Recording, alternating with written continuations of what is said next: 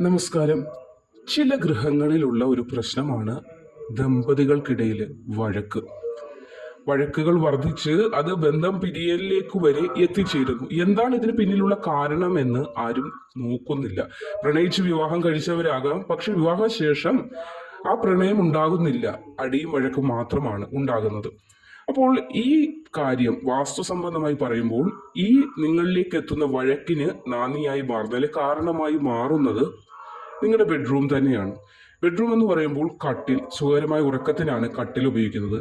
ആ കട്ടിലിന് അടിയിലായി ചില വസ്തുക്കൾ നിങ്ങൾ സൂക്ഷിച്ചു വെച്ചിട്ടുണ്ടെങ്കിൽ, അതായത് ചില കാര്യങ്ങളൊക്കെ എളുപ്പം എടുക്കാൻ പാകത്തിന് കട്ടിലിന്റെ അടിയിലോട്ട് കയറ്റി വെക്കും. അടിയിൽ കുറച്ച് സ്ഥലമുണ്ടെങ്കിൽ അവിടെ സുരക്ഷിതമായി ഇരിക്കട്ടെ എന്ന് കരുതി, ചിലപ്പോൾ അത് പൊടിയ അഴുക്കും പിടിച്ചായിരിക്കും കട്ടിലിന്റെ അടിയിൽ ഇരിക്കുന്നത്. അതിന് മുകളിൽ കട്ടിലിലാണ് നിങ്ങൾ ഉറങ്ങുന്നത്. എങ്ങനെ അവിടേക്ക് പോസിറ്റീവ് ഊർജ്ജം വരും? എങ്ങനെ നിങ്ങളിലേക്ക് സ്നേഹം എത്തും? അപ്പോൾ നിങ്ങളുടെ കട്ടിലിനടിയിൽ എപ്പോഴും നമ്മൾ ശൂന്യമാക്കി ഇടുകയാണ് വേണ്ടത്. ഒരു സാധനങ്ങളും അതിനടിയിൽ കൊണ്ടുവന്ന് വയ്ക്കരുത്.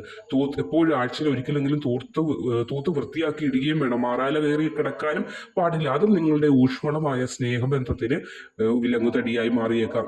അപ്പോൾ ഇനി ഈ പറയുന്ന വീഡിയോ കേട്ടതിന് ശേഷം നിങ്ങൾ കട്ടിലിനടിയൊന്ന് ശ്രദ്ധിക്കുക. അവിടെ ഒരു വിധത്തിൽ ചെരുപ്പോ പ്രശ്നങ്ങളോ ഒന്നുമില്ല. അവിടെ ആ സ്പേസ് ഒഴിഞ്ഞു തന്നെ കിടന്നോളട്ടെ. ഇവിടെ കട്ടിലിനടിയാണ്, ഇരുട്ടാണ്.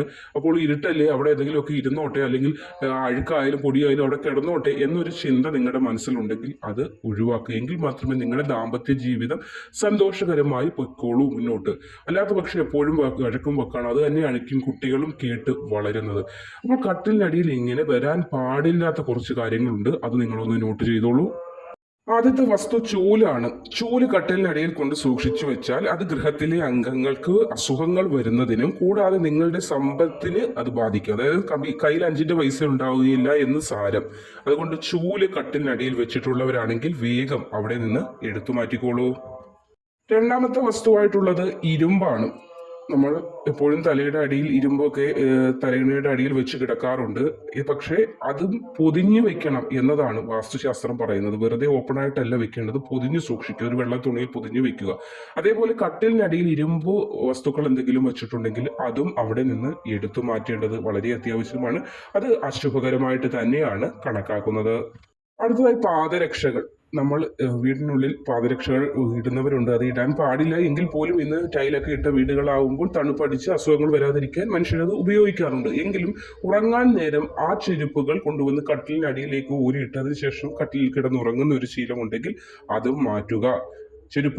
കട്ടിലിന്റെ അടിയിലേക്ക് ചെരുപ്പ് കൊണ്ടിടുന്നത് ആ റൂമിൽ, നിങ്ങൾ ഉറങ്ങാൻ പോകുന്ന റൂമിൽ നെഗറ്റീവ് എനർജി ഉണ്ടാക്കുന്നതിന് കാരണമാകും. അതുകൊണ്ട് ഷൂസ്, ചെരുപ്പുകൾ ഇതൊന്നും കട്ടിലിനടിയിൽ ഇടരുത്. അടുത്തതായിട്ടുള്ളത് കേടായ ഇലക്ട്രോണിക് ഐറ്റംസ് വേറെ എങ്ങും കൊണ്ടുവെക്കാതെ കട്ടിലിനടിയിൽ വെച്ചിട്ടുണ്ടെങ്കിൽ, അത് കേടായതല്ലേ, കട്ടിലിനടിയിലാകുമ്പോൾ അവിടെ ഇരുന്നോട്ടെ, പിന്നെ എപ്പോഴെങ്കിലും എടുത്ത് ശരിയാക്കും എന്ന രീതിയിലായിരിക്കും അവിടെ കൊണ്ടുവെക്കുന്നത്. ഇങ്ങനെയുള്ളതും അവിടെ വെക്കാൻ പാടില്ല കട്ടിലിനടിയിൽ. അത് ഉറക്കക്കുറവ് ഉണ്ടാകുന്നതിനും അതേപോലെ പ്രശ്നങ്ങൾ ഉണ്ടാകുന്നതിനും കാരണമായി മാറുന്നുണ്ട്. അപ്പോൾ ഇതൊക്കെ നിങ്ങൾ ശ്രദ്ധിച്ചാൽ മാത്രമേ അടിക്കടി ഉണ്ടാകുന്ന ഈ പ്രശ്നങ്ങളിൽ നിന്ന് മോചനം ലഭിക്കുകയുള്ളൂ. അതേപോലെ തന്നെ മറ്റൊരു വസ്തുവാണ് പുസ്തകങ്ങൾ. പുസ്തകങ്ങളൊക്കെ വായിച്ചിട്ട് ചില ആളുകളുണ്ട് കട്ടിലിനടിയിലേക്ക് വെച്ചിട്ട് പിന്നെയും കട്ടിലേക്ക് കിടന്ന് ഉറങ്ങാറുണ്ട്. ഇങ്ങനെ ചെയ്യുന്നതും പ്രശ്നങ്ങൾ ഉണ്ടാകാൻ, ദമ്പതികൾക്കിടയിൽ പ്രശ്നങ്ങൾ ഉണ്ടാകുന്നതിന് കാരണമാകും. റീഡിംഗ് ഒക്കെ ചെയ്യുന്നവർ, ബുക്സ് ഒക്കെ ഒരുപാട് വായിക്കുന്നവരുണ്ടാവും. കട്ടിലേക്ക് കിടന്ന് വായിക്കുകയും ചെയ്യും. ഉറങ്ങാൻ നേരമാകുമ്പോൾ ഈ ബുക്കുകൾ മാറ്റി കട്ടിലിനടിയിലേക്ക് മാറ്റി വെച്ചിട്ടായിരിക്കും കിടക്കുന്നത്. പിറ്റേന്നും ഇതേപോലെ ഉറങ്ങാൻ നേരമാകുമ്പോൾ കട്ടിലിനടിയിൽ ബുക്ക് എടുക്കും, വായിക്കും. പിന്നെ അപ്പോൾ ഈ ശീലവും നിങ്ങൾ മാറ്റേണ്ടതാണ്. അപ്പോൾ ഇനി ശ്രദ്ധിക്കുക, കിടക്കാൻ പോകുന്നതിന് മുന്നേ തന്നെ കട്ടിലിന് കൂടി ഒന്ന് ശ്രദ്ധിക്കുക. അവിടെ ഒരു വസ്തുക്കളും നിങ്ങൾ സൂക്ഷിച്ചു വെച്ചിട്ടില്ല എന്ന് ഉറപ്പാക്കുക. എങ്കിൽ മാത്രമേ നിങ്ങൾ ദമ്പതികൾക്കിടയിൽ നിലനിൽക്കുന്നതായ എല്ലാവിധ പ്രശ്നങ്ങളും ഒഴിഞ്ഞു മാറുകയുള്ളൂ.